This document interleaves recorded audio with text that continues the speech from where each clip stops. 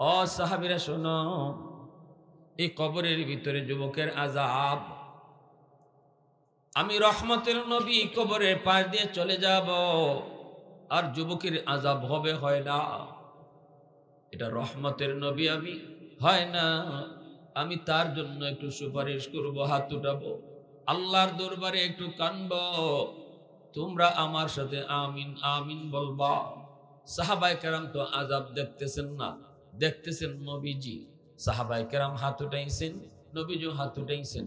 নবীজি হাত উঠাই কই, মালিক ও মালিক, তুমি তো আমাকে রহমতের নবী বলেছো। রহমতের নবী যদি কবরের পাশ দিয়ে যায় আর কবরের মধ্যে যদি আযাব চলে, হয় না মালিক, হয় না, হয় না। আল্লাহ তোমার কাছে সুপারিশ করি, যুবকের আযাবটা বন্ধ করো। আল্লাহ তুমি যুবকের আযাবটা বন্ধ করো। এমনি সাহাবীরা বলে আমিন আমিন, আল্লাহ তুমি কবুল করো। কিন্তু আযাব বন্ধ হয় নাই, যুবকের আযাব বন্ধ হয় নাই। নবীজি আবারও হাত উঠাইছে, যুবক একটু দিলটা নরম করে ঘটনাটা শোনো। কারে তুমি কষ্ট দিতেছো? কোন মার চোখ দিয়ে তুমি পানি ফলাইতেছো? কোন বাবারে ধমক দিয়া কথা কইতেছো? একটু খেয়াল করে শুনো।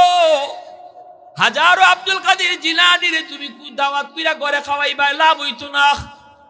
আমার নবী রহমতের নবী হাত উঠাইছে, আল্লাহ এই যুবকের আযাব তুমি বন্ধ করো। সাহাবীরা আমিন বলছে, কিন্তু আযাব বন্ধ হয় না। নবীজি আবার হাত উঠাইছে, আল্লাহ আযাব বন্ধ করো।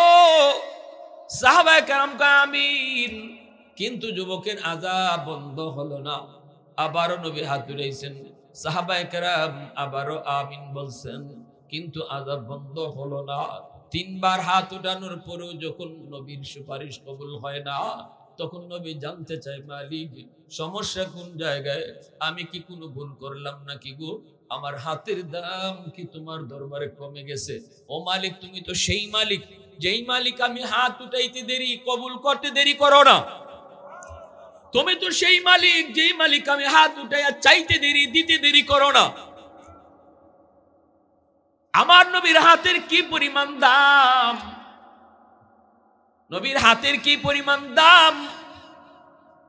আবু হুরায়রার মায়ার নবী, দয়ার নবী একটা থলির মধ্যে নিজের হাত দিয়ে কয়েকটা খেজুর দিছেন, দেয়া কইছেন, আবু হুরায়রা এই থলি থেকে সারা জীবন খেজুর খাইবায়, কোনদিন চাইয়া দেখো না কয়টা বাকি আছে। আরো আস্তে কও সুবহানাল্লাহ, আরো আস্তে বলে ভালো লাগবে। সারা জীবন থলির থেকে খেজুর খাইও, চাইয়া দেখো না কয়টা আছে।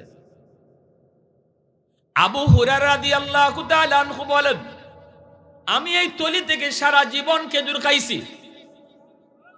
গেছি কোথাও সফরে, সেখানেও আমি থলি সাথে নিয়ে গেছি। ক্ষুধা লাগলে নিজে খাইছি, কাছে কেউ থাকলে তারারে দিছিও, আশেপাশে যারা আছে তাদেরকেও দিছি। নবীর জমানা শেষ হলো, আবু বকর সিদ্দিকের জমানা আসলো। সিদ্দিকের জমানা এই থলি আমার কাছে ছিল, খেজুর খাইছি, মানুষেও দিছি। সিদ্দিক আকবরের জমানা শেষ হলো, ওমর ফারুক রাদিয়াল্লাহু তাআলা আনহুর জমানা আইলো। 10 বছর ওমর শাসন করলেন। এই 10 বছর থলি আমার কাছে ছিল, খেজুর খাইছি, খেজুর দিছিও, কমে না। হযরত উসমান গনি রাদিয়াল্লাহু তাআলা আনহুর জমানা আইলো, ওমর গেলেন, উসমান আইলেন। উসমানের জমানা তো আমি খেজুর খাইছি, দিছি। যেদিন হযরত উসমান গনি রাদিয়াল্লাহু তাআলা আনহু শহীদ হবেন, দুশমন বিদ্রোহীরা ওনার ঘর চতুর্দিক দিয়ে ঘেরাও করে ফেললো। হযরত উসমান তিনি কোরআন তেলাওয়াতে মগ্ন ছিলেন। এই অবস্থায় দুশমনরা ওনাকে শহীদ করলো, তলোয়ার দিয়ে আঘাত করলো। উসমান গনি রাদিয়াল্লাহু তাআলা আনহুর মাথাটা কেটে ফেললো, রক্ত ফিনকি দিয়া কোরআনের পৃষ্ঠা লাল হয়ে গেল। আল্লাহর কোরআন পড়া অবস্থায় ছিলেন হযরত উসমান গনি রাদিয়াল্লাহু তাআলা আনহু। এই তিলাওয়াত করা অবস্থায় এনারে শহীদ করলো, রক্ত বইরা কোরআনের পৃষ্ঠা লাল হয়ে গেল। আজও সেই কোরআন মক্কার জাদুঘরে আছে রে যুবক, আজও সেই কোরআনের পৃষ্ঠা লাল। তামাম দুনিয়ার যত শহীদ হয়েছে, তাদের শাহাদতের পক্ষে সাক্ষী দিবে বদর, কারো শাহাদতের পক্ষে সাক্ষী দিবে উহুদ, কারো শাহাদতের পক্ষে সাক্ষী দিবে গাছ, কারো শাহাদতের পক্ষে সাক্ষী দিবে নদী, কারো শাহাদতের পক্ষে সাক্ষী দিবে মিম্বর। কিন্তু হযরত উসমান গনির শাহাদতের পক্ষে সাক্ষী দিবে আল্লাহর কোরআনের পৃষ্ঠা।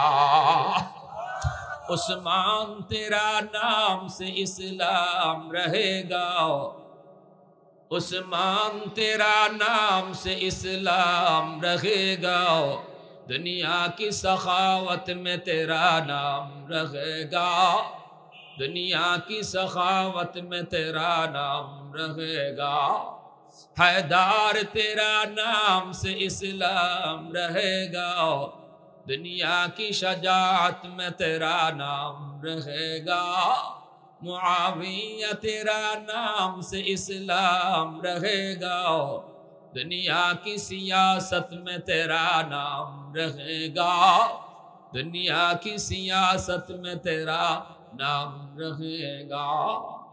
आवाज दिया कौन अल्लाहु अकबर, आरो जोरे कौन अल्लाहु अकबर। আবু হুরায়রা রাদিয়াল্লাহু তাআলা আনহু বলেন, যেই দিন হযরত উসমান গনি শহীদ হলেন, মদিনার ভিতরে হইচই শুরু হয়ে গেল। খবর পেয়ে মদিনার মানুষজন সবাই ঘরবাড়ি সেইরা উসমানের শাহাদাতের এই খবর পেয়ে পাগলের মতো ঘর থেকে বের হলো। আমি আবু হুরায়রাও তখন পাগলের মতো বের হয়ে দৌড় দিছিলাম। তখন আমার ওই থলিটা কোথায় পড়ছে আর পাই নাই। সুবহানাল্লাহ কই না বা। যেই থলি থেকে আমি নবীর যুগ, আবু বকরের যুগ, ওমরের যুগ, উসমানের যুগ পর্যন্ত আমার নবীর হাতের ছোঁয়া লাগছিল খালি। এই থলি থেকে খেজুর নিজেও খাইছি, মানুষও দিছি। তাহলে নবীর হাতের দাম আসেনি না নাই? ওই নবী বলেন, মালিক আমার হাতের দাম কি কমে গেল? আল্লাহ সমস্যা কোন জায়গায়? আমি কি কোনো ভুল করেছি?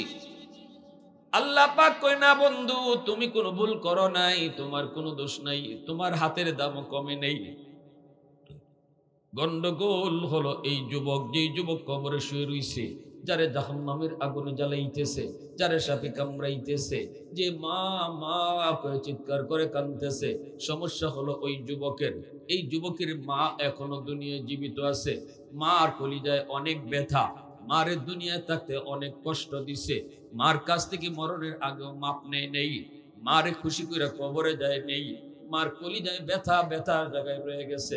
সন্তান কবরে চলে আসছে। আমি আল্লাহ সিদ্ধান্ত নিয়েছি, যতদিন পর্যন্ত তার মা তারে মাফ না দিব, আমি আল্লাহ তুমি রসুলের সুপারিশও কবুল করব না। এইবার তুমি মারে বাবারে কষ্ট দিয়ে আব্দুল কাদের জিলানীরে ঘরে এনে দাওয়াত খাওয়াও। একজন দুইজন না, হাজার আব্দুল কাদের জিলানীর ঘরে আনো। তারা সবাই মিললে যদি তোমার জন্য সুপারিশ করে, লাভ হইতো না। কারণ হাজার আব্দুল কাদের জিলানী এক জায়গায় জমা করলো আমার নবীর পায়ের দুলার সমান না। অত না খেলে লাগে নবীর পায়ের দুলার সমান হবে না। অতএব নবীর সুপারিশটা যেখানে আল্লাহ কবুল করলো না, আব্দুল কাদের জিলানীর সুপারিশও কবুল করবে না, মঈনুদ্দিন চিশতির সুপারিশ আল্লাহ কবুল করতো না। যদি বাপ মা খুশি হয় তবেই আল্লাহ খুশি হবে, বাপ মা যদি মাপ দেয় তবেই আল্লাহ মাপ দিব, বাপ মায় মাফ না দিলে আল্লাহ মাপ দিত না। এজন্য আল্লাহ কইছে, দোস্ত ওই মারে খবর দাও, মায় যখন মাপ দিব আমি আল্লাহ তখন তার আযাব বন্ধ করব। আহা হারে কি কষ্টটা এটা করছে এই মায়। তিনটা কঠিন কঠিন কষ্ট। এক হইল যতদিন পেটে ছিল, আল্লাহ তিনটা কষ্টের কথা উল্লেখ করছে। পেটে ছিল যতদিন। দ্বিতীয় কষ্ট হইল মা যখন দুধ খাওয়াইছে, ঠিক না? আরেকটা প্রসব বেদনা, প্রসব বেদনার কষ্ট। পেটে নিল, প্রসব বেদনা, দুধ খাওয়ানি, এই তিনটা টাইমই মা একা করে, মার সাথে বাপের কোনো শরিক নেই, ঠিক না? নি নাকি তা আপনারা কুলাউরা 6 মাস মায় রাখুন পেটো আর 6 মাস বাপে রাখুন, ভাগ আছে নাকি? দুধ যে খাওয়ায় মায় তো একলাই খাওয়ায় না, ও বাপেও রাত্রে খাওয়ায়। এটা শুধুমাত্র মান না, হ্যাঁ? ডেলিভারির যন্ত্রণা এটাও শুধু মাই টের পায়। কত মা পেটে সন্তান থাকা অবস্থায় খাইতে পারে না, বমি করে দেয়। খাওয়ানো খালি বইছে এমনি, পেটের সন্তানে পেটও লাথি মারছে। পেটের মধ্যে যদি একটু গুড়গুড়ি আওয়াজ করে তখনই আমাদের পেটে বাদ যায় না। যদি সন্তানটাই লাথি মারে মা সাথে সাথে বমি করে দেয়। মানুষজন যদি জিগায় কি হয়েছে, স্বামী যদি জিগায় কি হয়েছে গো, কি হয়েছে, কানা খাইবা না? কয় না আমি এখন খাইতাম না, তুমি খাও। তখনও মা কেমন দরদি মা, দরদি মা তখনও কয় না তোমার সন্তানে আমার পেটে লাথি মারছে। আমার তোমার বিরুদ্ধে মায় সেদিনও বাবার কাছে নালিশ দেয় নাই, ঠিক কিনা জোরে কও। ঘুমাইতে গেছে মা, কলিজায় লাথি মারছে, মার ঘুম ভেঙে গেছে। এই রুম থেকে ওই রুমে মায় যায়, ঘুমায় না ঘুমায় না। বাবা তো জানে না বাবা ঘুমাইতেছে ঘুমাইতেছে, নাক ডাকায় বাবা ঘুমাইতেছে। যদি বাবার ঘুম ভাঙ্গি সায়া দেখি বিবি তো কাছে নাই, হয়তো সিটে বয়ে রইছে, অথবা এই রুম থেকে ওই রুমে হাঁটতেছে, চোখ দিয়া পানি ফালাইতেছে। স্বামীরে ডাক দিয়ে তোলে না, স্বামী গো উঠো। স্বামী যদি জিগা কি হয়েছে, কও না গো কি হয়েছে, তখনও কয় না আমার পেটের সন্তান, এটা তো বাবারই। ই কথা কয় না তোমার সন্তান আমার কলিজায় লাথি মারছে। সেদিনও আমার আর তোমার বিরুদ্ধে মায়ের নালিশ দেয় নাই, ঠিক কিনা জোরে কও, আরো জোরে কও, ঠিক কিনা? পৃথিবীতে মায়ের মতো আপন কেউ হবে না, পৃথিবীতে মায়ের মতো আপন কেউ হবে না। তোমরা কোনোদিনও মায়েরই মনেতে কষ্ট দিও না, তোমরা কোনোদিনও মায়েরই মনেতে কষ্ট দিও না। কত পাপী এমন আছে মাকে কষ্ট দেয়, মায়ের মনে কষ্ট দিয়ে অভিশাপ নেয়। মায়ের মনে কষ্ট দিলে খোদা যে সহে না, মায়ের মনে কষ্ট দিলে খোদা যে সহে না। তোমরা কোনোদিনও মায়েরই মনেতে কষ্ট দিও না, তোমরা কোনোদিনও মায়েরই মনেতে কষ্ট দিও না। এ যুবক, সেই মা যখন প্রসব বেদনা শুরু হয়, এই যুবক প্রসব বেদনার কত কষ্ট মা শুধু জানে, পৃথিবীর আর কেউ জানে না। এত ব্যথা, হসপিটাল নিয়ে গেলে পরে তার ইঞ্জেকশন দেয়, হসপিটাল নিলে পরে ইঞ্জেকশন দেয়। এই ইঞ্জেকশনটা কিসের ইঞ্জেকশন জানোনি? এই ইঞ্জেকশনটা পৃথিবীতে একমাত্র এই ইঞ্জেকশনটাই যেটা যন্ত্রণা আরো বাড়ায়, ব্যথা আরো বাড়ায়। আমরা জানি ব্যথা যখন উঠে ইঞ্জেকশন দিয়ে ব্যথা কমানি হয়, কিন্তু প্রসব বেদনা, ওই বেদনায় যে ইঞ্জেকশন দেওয়া হয় এই বেদনা ইঞ্জেকশনে আরো বাড়ায়। একজন এফআরসি ডাক্তার বলছে, হুজুর প্রসব বেদনার সময় একজন মার যেই পরিমাণ কষ্ট হয়, এই বেদনা, এই যন্ত্রণাটা যদি একজন যুবককে পুশ করা হয়, মুহূর্তের ভিতরে সে পাগল হয়ে বেহুশ হয়ে মাটিতে পড়ে যাইব, কিছুক্ষণের ভিতরে মারাও যাইতে পারে, বেহুশ হয়ে মাটিতে পড়ে যাইব। এত যন্ত্রণা যেই মা সইছে, এই মারে যুবকে মারছে। এজন্য আল্লাহ পাক কয়, দোস্ত যতক্ষণ পর্যন্ত তার মা তারে মাফ না দিব, আমি আল্লাহ তারে মাফ দিতাম না। মায়ের নবী, দয়ার নবী সাহাবায়ে কেরামকে বললেন, সাহাবীরা দৌড়ে যাও, যা তার মাকে আমার সালাম জানাও। সাহাবায়ে কেরাম যখন মহিলার সালাম জানাইলেন, মহিলা নবীর দরবারে হাজির। আল্লাহ নবী দাঁড়ায় রয়েছেন কবরের সামনে। নবীজি বলতেছেন, মা গো কবরটা তুমি চিনোনি? মহিলা কো, নবী গো চিনি, এই কবরটা হলো আমার সন্তানের কবর। আল্লাহ নবী বলতেছেন, মা সন্তান বুঝি তোমারে কষ্ট দেয়, সন্তান বুঝি তোমারে অনেক যন্ত্রণা দিয়েছে, অনেক কষ্ট দিছে, অনেক নির্যাতন করছে, এজন্য তোমার সন্তান কবরে আযাব ভোগ করতেছে। আল্লাহ পাক আমাকে অন্তর চোখে দেখাইছে গো মা। সাহাবায়ে কেরামদেরকে নিয়ে একবার না, দুইবার না, তিনবার তার জন্য আমি সুপারিশ করেছি, কিন্তু আল্লাহ আমার সুপারিশ কবুল করে না। আল্লাহ আমারে সাফ সাফ জানাই দিছে, গো মা, যতক্ষণ পর্যন্ত তুমি তারে মাপ না দিবা ততক্ষণ পর্যন্ত আল্লাহ তারে মাপ দিত না। এইবার মহিলা মাপ দিব কি দিব না চিন্তা করছেন? এই কথা কেন, মহিলা মাপ দিবি কি দিবে না? একজন মা, একজন বাবা ছোটকালে বাপ মা সন্তানের জন্য কতটা কোরবানি করে, কতটা কোরবানি করে। এই সন্তান যখন মারে বাবারে কষ্ট দেয়, কি পরিমাণ ব্যথা পায় কলিজায়। কুমিল্লা শহরের একজন রিক্সাওয়ালা বাবা, এই রিক্সাওয়ালা বাবা সন্তানরে রিক্সায় নিয়ে নিয়ে স্কুলে যাইতো আইতো, মনের ভিতরে কত স্বপ্ন সন্তান একদিন বড় হবে। এই ভালো করে শোনো, যে পরিমাণ গুনাহ জমিনে হইতেছে, যেই পরিমাণ গুনাহ জমিনে হইতেছে, যেই পরিমাণ গুনাহ, আজকে যদি আপনাদের এই এলাকার নাম কি, কাদিপুর গ্রামে যদি জরিপ করা হয়, জরিপে দেখবেন নমাজির থেকে বেনামাজি বেশি। সকলে হয় না বোঝা, সব নমাজি। জরিপ, গ্রামের জরিপ যদি করো তাহলে দেখবা নমাজির থেকে বেনামাজি কম না বেশি?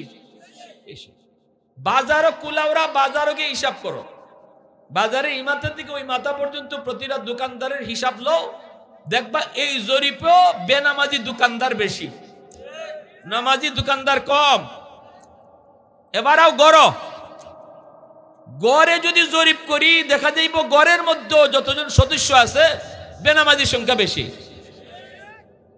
আল্লাহ বলে, শোনো, এই জমিনে যে সন্তানগুলা বাপ মারে কষ্ট দিতেছে, যারা নামাজ পড়তেছে না, যারা গুনাহ করতেছে, এদেরকে জমিন গিলে ফেলার জন্য প্রতিদিন আমার কাছে আবদার করে, জমিনে আবদার করে। হাদিসে কুদসি,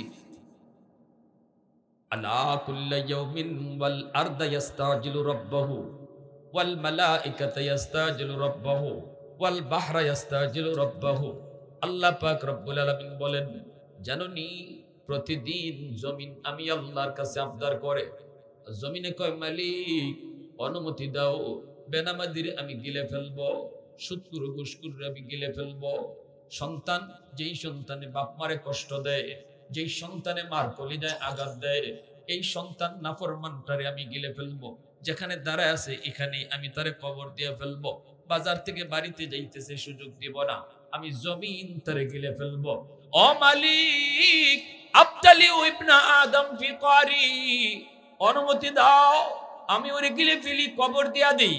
বেনামাজি আমার জমিনের উপর দিয়ে আর কতদিন হাঁটবে? এই মা বাবার অবাধ্য সন্তান, এই নাফরমান আমি জমিনের উপর দিয়ে আর কত চলবে? তার পায়ের আওয়াজ আমি আর কত শুনবো গো মালিক?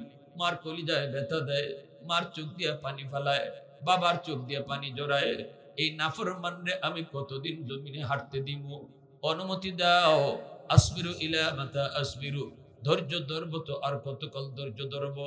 আল্লাহ পাক রব্বুল আলামিন কয়, এরে জমিন, আমি আল্লাহ দেখতেছি এই জমিনের ভিতরে কত গুনাহ হয়, কত অত্যাচার হয়, কত জুলুম হয়, কত নাফরমানি হয়, কত সন্তান বাপ মার কলিজায় আঘাত দেয়। আমি দেখতেছি, সব দেখতেছি। আমি দেখতেছি এই জমিনের ভিতরে আমার নবীর নায়েবে নবী উলামায়ে কেরামের সাথে এই জমিনে কত জুলুম হয়। এরপর আমি কেন নগদ ধরি না জানোনি? কারণ আমি মানুষকে বড় আদর করে বানাইছি। আসমান আল্লাহ বানাইছেন কুন ফায়াকুন বইলা, জমিন আল্লাহ বানাইছেন কুন ফায়াকুন বইলা, ফেরেশতা আল্লাহ বানাইছেন কুন ফায়াকুন বইলা। কিন্তু আমারে আপনারে আল্লাহ পাক কুন ফায়াকুন বলে বানায় নাই। আমারে আপনারে যখন আল্লাহ বানাইছে, আল্লাহ পাক বলে খালাকতু বিয়াদাইয়া, এই মানুষকে আমি আমার নিজের হাত দিয়া বানাইছি। কারণ এই চেহারার মধ্যে এত দামি কপাল, এই কপাল আমি বানাইছি আমার সাজদার জন্য। এই কপালটা ফেরেশতাদের হাতে বানাইলে হয় না গো, এই কপালটা আদেশ দিয়ে বানাইলে হয় না। যে কপাল আমি বানাইছি আমার সাজদার লাগি, এই কপালটা আমি নিজের হাত দিয়া বানাইছি, নিজের হাত দিয়া বানাইছি। আল্লাহ পাক রব্বুল আলামিন কয়, রে জমিন, আমি দেখতেছি আমার এই বান্দাটা কত গুনাহ করতেছে, এরপরে আমি অপেক্ষায় আছি কখন কোন মজলিসে যাইব, কখন কোন ওয়াজ মাহফিলে যাইব, কখন কোন জুম্মার বয়ানে যাইব, কখন কোন আল্লাহওয়ালার সোহবতে যাইব, যাইয়া চোখের পানিটা ফালায় কানবো। আমি আল্লাহ তার চোখের পানির ফালাইতে দেরি, তার গুনাহ মাফ করতে দেরি করব না। কখন কোথায় মা বাবার কদর বুঝবো, রাতে যাই মার কাছে মাপ চাই লিব, বাবার কাছে মাপ চাই লিব, মার কাছে বাবার কাছে মাপ চাইতে দেরি, আমি আল্লাহ তারা মাফ করতে দেরি করবো না। এজন্যই তো কুমিল্লা শহরের ওই যুবক যারে শিশুকাল থেকে বাবা রিকশায় করে করে স্কুলে নিত আর আনতো, মার কত স্বপ্ন ছিল সন্তান বড় হবে, অফিসার হবে, ঠিকই অফিসার হইছে, বড় হইছে, কিন্তু বাপ মরে ভুইলা গেছে। ঢাকা শহরে তাকে বড় লোকের মেয়ের বিয়া কইরা গুলশান বাসা নিয়ে থাকে, কিন্তু গ্রামের সেই গরিব মা, গ্রামের গরিব বাবারে ভুইলা গেল। ঈদের চাঁদেও মারে দেখতে আসে না, বাবারে দেখতে গ্রামে আসে না। মা রাস্তার দিকে তাকায় তাকায় চোখের পানি ধরে কান্দে আর কো বাজান রে, কত সন্তান শহর থেকে গ্রামে আয় ঈদ পালন করার জন্য, মার সাথে বাবার সাথে ঈদ কাটাইতো, কিন্তু ঈদের দিনও কি তুই মারে একটু ভুইলা গেলি, ঈদের দিনও কি বাবারে ভুইলা গেলি। সারাদিন মা ঈদের দিন সারাদিন রাস্তার পানে তাকায়, ঈদের আনন্দ নাই, মার নাই বাবার নাই, সন্তানের রাস্তার দিকে চাওয়া, কিন্তু সন্তান বাপ মার খবর নেয় না, আসেও না, গ্রামে আসে না। একদিন মা তার স্বামীরে পাঠাইছে, স্বামী গো একটু যাও, যায় তুমি যে একটু দেখে আসো, চেহারাটা অন্তত দেখে আসো। সন্তান মারে ভুললে গেল, মায় বলতে পারে না, সন্তান বাবারে ভুললে গেল, বাবায় বলতে পারে না। স্বামী গো তুমি একটু যাও, যাই একটু দেখো। স্বামী ঠিকানা লই আইছে সন্তানরে দেখতো, বাপে গেটের পাশে এসে দাঁড়াইছে, দারোয়ানে আটকাই দিছে। বাস্তব ঘটনা কইতেছি, একটা বাস্তব ঘটনা। গেটের পাশে দারোয়ানে আটকাই দিছে, আটকায় কয় কই যাইবেন, কয় অমুকের কাছে দেখা করব। দারোয়ান কয় না, ইনি তো আমার অফিসের বস, বসের সাথে দেখা করা যায় না, পারমিশন নিতে হয়, আপনি এখানে দাঁড়ান, আমি স্যারের অনুমতি নিয়ে আসি। দারোয়ান গেছে গিয়া কই স্যার, একটা বুড়া মানুষ, গরিব মানুষ গেটের পাশে দাঁড়ানো, আপনার সাথে দেখা করতে চায়, অনুমতি দিমুনি। এমনি স্যারে কয় আমি সিসি ক্যামেরায় দেখি, সিসি ক্যামেরাটা অন করে দেখে গেটের লোকটা তার বাপ, কিন্তু দারোয়ান রে কয় না এটা যে তার বাপ। দারোয়ানের হাতে 500 টাকা দিয়া কয় নে, টাকাটা দিয়া বিদায় করে দে। দারোয়ান আইসে কয় নেন স্যারে 500 টাকা দিছে। বাপে কয় বাজার আমি ভিক্ষা নিতে আসি নাই রে বাজার, আমি সাইল না সোয়াল করতে আসি নাই, আমি ভিক্ষুক না ভিক্ষা নিতে আসি নাই, আমি আসছিলাম একটা নজর আমার সন্তানের চেহারা দেখবো, একটা নজর আমার ছেলের চেহারাটা দেখবো। দারোয়ান চিৎকার দিয়া মাটি বয়ে গেল। দারোয়ান কই চাচা স্যার আপনার ছেলে? কয় হা, তুই যাও, যা কও আমি তার আব্বা আইছি, মনে হয় আমার ফুতে জানে না আমি যে তার বাপ, মনে করছে আমি ভিক্ষুক। দারোয়ান কই লাভ নাই চাচা, লাভ নাই, সিসি ক্যামেরায় আপনারে দেখছে, আপনারে চিনছে। এই কথা বলতেই বাবা চিৎকার দিয়ে মাটি পড়ে আল্লাহর কাছে হাত উঠে, মালিক আজকে ছেলে আমারে চিহ্নও আমার গেটের ভিতরে ঢুকতে দেয় না, 500 টাকা দিয়ে আমারে বিদায় করে দেয়, তাই সে বিজি। ঠিক আছে মালিক, আমি বদদুয়া দিলাম না, কারণ আলেমদের জবানে শুনছি বদদুয়া দিলে কবুল হয়ে যাইব। আল্লাহ তোমার কাছে দোয়া করি আমার সন্তানরে তুমি হেদায়েত দান কইরো, বুঝ দিও। ওই যে দোয়া করছি, দোয়াটা কবুল হয়ে গেছি। বাড়িতে আসছে, মা জাবরে স্বামীরা ধরছে, কি গো আমার পুত্রে তুমি কেমন দেখে আসছো, আমার ছেলেরে তুমি কেমন দেখে আসছো। বাপে কান্দে, কেমনে দেখমু, তোমার ছেলে তো অনেক বিজি মানুষ, অনেক বড় অফিসার, আমার সাথে দেখা করার তার টাইম নেই। মা চিৎকার দিয়ে মাটিতে বয়ে গেল। মায়া কয় আল্লাহ বদদুয়া দেই না, আল্লাহ তুমি আমার সন্তানকে বুঝ দিও, হেদায়েতের পথ দেখাইও। এইদিকে দিন যায় রাত যায়, বছরের পর বছর চলে গেল। রমজান মাস, কোন এক রমজানে যুবক জুম্মার নামাজ পড়ার জন্য মসজিদে ঢুকছে, গুলশান আজাদ মসজিদ। এই গুলশান আজাদ মসজিদে জুম্মার নামাজ পড়ান যাত্রাবাড়ির হযরত মাওলানা মাহমুদুল হাসান দামাত বারকাতুহু, এখনো আল্লাহর ওলি দুনিয়াতে আছেন। যাত্রাবাড়ি মাদ্রাসার প্রিন্সিপাল তিনি, হুজুরে জুম্মার নামাজ পড়ান গুলশান আজাদ মসজিদে, মিম্বরে বৈশা জুম্মার বয়ান করতেছেন।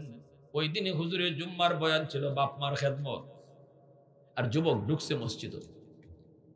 আল্লাহর ওলি মিম্বরে বইয়া বাপ মার খেদমত নিয়ে কয়েকটা কথা এমন ভাবে কইছেন, প্রত্যেকটা কথা তার দিলের মাঝিকে তীরের মতো লাগছে।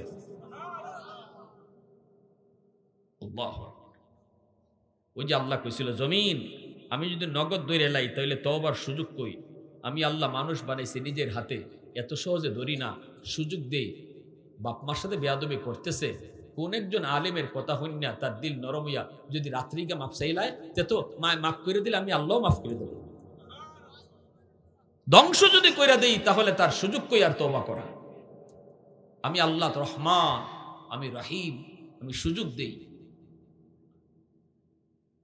জুম্মার নামাজ পড়লো যুবক, প্রতিটা কথা তার দিলের মধ্যে তীরের মতো লাগতেছে। বয়ানের ভিতরে যুবক কান্না শুরু করে দিছে, তার দিল আল্লাহ ঘুরাই দিছে। ওই যে বাপ মায় দোয়া করছিল, আল্লাহ বুঝ দিও, বুঝ দিও, বদুয়া দেই না, ওই মা বাবার দোয়াটা আল্লাহ কবুল করে লিছে। জুম্মার নামাজ পড়লো, শুধু কানতে কানতে জুম্মার নামাজ পড়লো যুবক। এরপরে নামাজটা পড়ে আর বউর কাছে গেল না, বাচ্চা কাচ্চার কাছে গেল না, সোজা গেল মার্কেটে গিয়া মার লাগে শাড়ি কিনলো, বাবার লাগে লুঙ্গি কিনলো, বিভিন্ন রকমের ইফতারি লইয়া যুবক কান্দে আর কান্দে, পাগলের মতো শুধু কান্দে। খালি কই আমার আম্মা কই, আমার আব্বা কই। এই কইয়া কইয়া সে কুমিল্লার দিকে রওনা দিল। 2টা ফেরি পার হওয়া লাগতো কুমিল্লা তখন যাইতে। এই 2টা ফেরি পার হইয়া যখন কুমিল্লা শহরে যায় ঢুকছে, অনেক সময় লেট হয়ে গেছে। তারাবির নামাজ পড়ে সবাই যার যার মতো ঘুমায় যাবে। যুবক যাবে তার গ্রামে, কিন্তু কেমনে যাবে গো? কোনো রিক্সা নেই, কোনো গাড়ি নেই, যাইবো কি কইরা? হাইটটা যাওয়া সম্ভব না। যুবক রাস্তায় রাস্তায় কান্দে আর কয়, আমি কোনো রিক্সা আসেনি, আমি ওই গ্রামে যাইবো, আমার গ্রামে যাইবো, কোনো রিক্সা আসেনি। মানুষেরা কয়, বাবা এত রাতে কেউ তুমি পাইবা না কেন? গ্রামে কি কেউ মারা গেছে নাকি? যুবক কয়, আরো বড় অ্যাক্সিডেন্ট ঘটে গেছে, আমারে তোমরা কও আমি কেমনে গ্রামে যাইতাম? কোনো রিক্সা এখন পাইবা না বাজার, কোনো রিক্সা পাইবা না। সকালে যায় যুবক কয়, না আমার রাত্রি যাওয়া লাগবে, তাড়াতাড়ি কও কেমনে যাইমু? এমনি একজন মানুষে কয়, বাবা এত রাত্রে কেউ রিক্সা নিয়ে যাইতো না, আবার রমজান মাস, কিছুক্ষণ করে সেহরি টাইম হয়ে যাইব। তবে একটা লোকরে আমি দেখছি রাতের বেলাও রিক্সা টানে, তার টাকার বড় প্রয়োজন। গ্রামে তার বউ বিছানায় পড়ে রয়েছে, ওষুধ লাগে, অথচ তার কোনো সন্তান নেই, ওষুধ নিয়ে যাওয়া লাগে। এই লোকটারে আমি দেখছি রাতের বেলাও টিপ দেয়, রাতের বেলাও সে এরকম রিক্সা টানে, টাকার দরকার। ওই লোকটা কোনো গ্যারেজে রিক্সা রাখে না, গ্যারেজ ভাড়া দিতে পারে না, এজন্য রিক্সাটা পা দিয়া পেটেল দিয়া রিক্সা চালায়। একটা দোকানের বারান্দায় বসে বসে রাত কাটায় দেয়, আর বারান্দার সামনে এই রিক্সাটা দাঁড় করে রাখে। মনে হয় এই লোকটা যাইতে পারে, আর কেউ রে পাইতায় না। যুবক হাঁটতে হাঁটতে ওই রিক্সার দিকে রওনা দিয়েছে গো। রিক্সার কাছে আইসা দেখে একটা বুড়া মানুষ শীতের ঠান্ডায় বইয়া বইয়া কাঁপতেছে, মাফলার দিয়ে মুখটা নাক মুখটা পেঁচায় রাখছে, চেহারা চেনা যায় না। রিক্সাটা পাশে দাঁড়ানো, বইয়া বইয়া কাঁপতেছে শীতের ঠান্ডায়। আইসেই ডাক দিছে, চাচা অমুক গ্রামে যাইবেননি? চাচা কয়ে যারে ডাক দিছে গো, সে তো চাচা না, সেই তার রিক্সাওয়ালা বাবা। যেই কইছে চাচা অমুক গ্রামে যাইবেননি, এমনি বাবা ছেলের কণ্ঠ চিনে ফেলেছে। বাবা ছেলের কণ্ঠ চিনে মাথাটা না তুইলা মাথার নিচের দিকে রাইকেই বাবায় কয়, হ বাজান যাইমু। ছেলে তখন কয়, কত টাকা ভাড়া দিতে হবে? কয় টাকা ভাড়া দেওয়া লাগবে? ছেলেও কিন্তু কাঁদতেছে, বাপে দেখতেছে ছেলে কান্দে, আর কয় টাকা ভাড়া লাগবে? তখন বাবা চেহারা দেখায় না, মাফলার দিয়ে মুখ পেছান। বাজান জীবনে কত মানুষের কাছ থেকে ভাড়া নিছি, তোমার কাছ থেকে ভাড়া নিতাম না। ছেলে কয়, না আমি আপনার ডাবল ভাড়া দিব, ডাবল। বাবা কোনো কথা কয় না, চোখ দিয়া পানি ধরে বাপের। বাবা চিন্তা করে শিশুকালে কত ইয়াদ হয়ে গেছে বাপের। বাজান রে, জীবনে কত রিক্সায় তুললে তোমার স্কুলে নিচে আনছি, কোনো দিন তো বাবা ভাড়া নিলাম না। বাবা কোনো জবাব দেয় না, কোনো কথা কয় না। কয় ঠিক আছে রিক্সায় তুমি বও, টাকা লাগতো না। ছেলে কয়, না আমি আপনার ডাবল ভাড়া দিব। এই বইলা ছেলে রিক্সায় উঠে গেল। বাবা রিক্সা টানতেছে, যাইতেছে। এইদিকে বাবা টের পাইছে ছেলে কান্দে, বাবা কান্না করে ছেলে এই জিনিসটা টের পেয়ে জিজ্ঞেস বাজার ওই গ্রামে তুমি কেন যাইবা? কয় আব্বা আম্মার কাছে যাইনি। কও কি তোমার আব্বা আম্মা কেডা? আমার আব্বার নাম অমুক, আমি আমার বাবার সাথে বেয়াদবি করছি, দীর্ঘদিন আমি বাপ মার সাথে সম্পর্ক রাখি নাই গো, জানি না আমার আব্বা আমার আম্মা দুনিয়াতে আসেনি না নাই, একটু তাড়াতাড়ি লইয়া যান, আমি মাপ চাইতে আইছি, আল্লাহ আমারে দুনিয়া আখেরাতে আল্লাহ ধ্বংস করে দিব। এই বইলা যুবক গান্ধী যখনই কইছে আমার বাবার নাম অমুক, সাথে সাথে বাবাই রিক্সাটা থামাইয়া রিক্সা থেকে নামবা নিজের মাফলারটা মুখ থেকে সরাইয়া কয় বাজান দেখো তুই এই বুড়া মানুষটারে চিননি?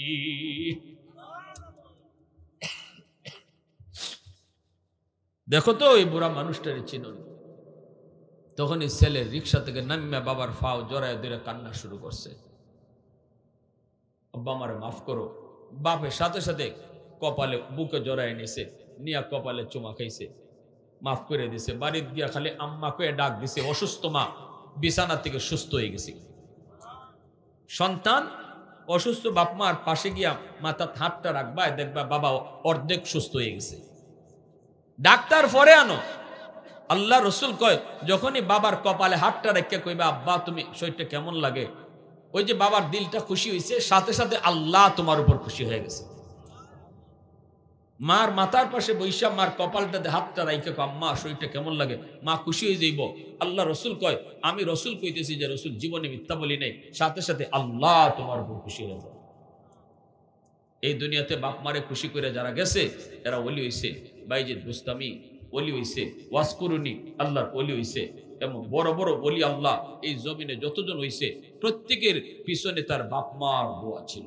যাদের বাপ মা দুনিয়া আছে আজকে রাত্রি যে মাপ চাইতাম, আর যাদের বাপ মা দুনিয়াতে নাই, আবু দাউদ শরীফের একখান হাদিস, মান যারা কবর আবাওয়াইহি ফি কুল্লি জুমআতিন গুফিরা লাহু কুতিবা বাররান, জুম্মার দিন যদি সন্তান বাপ মার কবর জিয়ারত করে তাহলে আল্লাহ এই সন্তানের যদি দুনিয়াত না বুঝে কষ্ট দিয়া থাকে, জুম্মার দিনের কবর জিয়ারতের উসিলায় আল্লাহ তারে মাফ কইরা বাধ্য সন্তানের তালিকাভুক্ত বানাই দেয়।